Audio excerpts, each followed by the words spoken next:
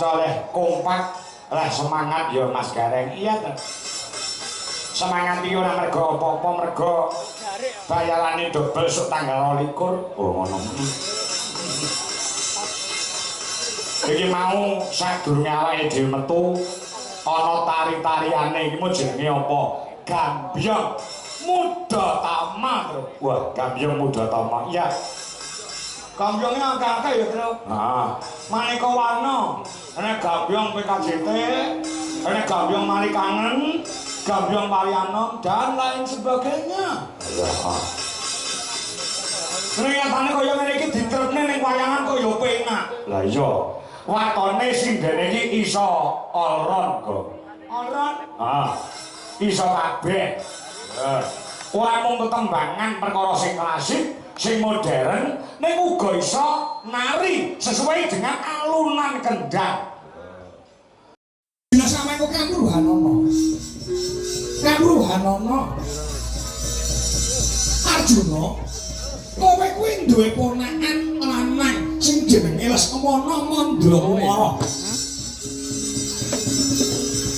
Ingkang wiwit biyen nganti saiki saben-saben ngayomke wong wadon, saben-saben pengin dhawuh lawan sipating manudya, kuwi mesti gagal minggat tanpa karya, gagal total. Monggo kowe ngerti dhewe to. Umure ponakanmu ya anakku sing Lesmana Mandrakumara wis 30 nyatane entuk jodoh. Ngesakne cae. Kok Lesmana Mandrakumara ki bocahe lumuh. Kok adus kuwi ora gelem mung ngraut kowe ora gelem. Bendina iki kok dolanan piranti ngegem bae. Nganti tidak jagongan karo kancane iki ora gathuk.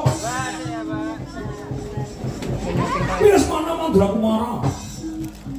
Waduh jodone kancane wae wis duwe anak siji loro. Ning Lesmana Mandrakumara bendina mung ngeloni HP wae.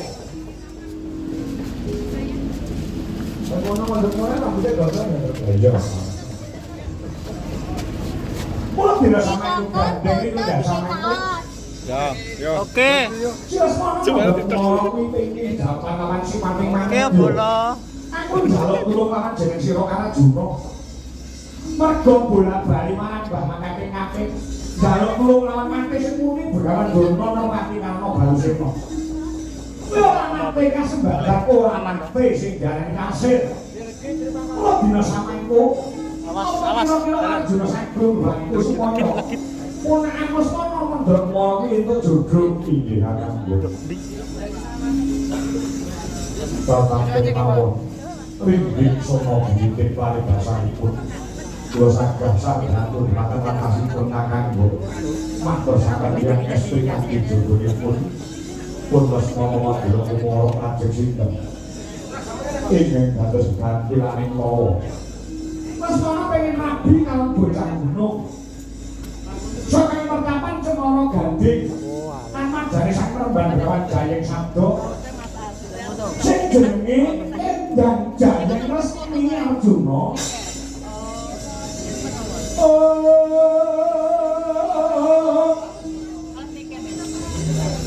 Miwat nangen ingkang nyelanaken Pandhamuka.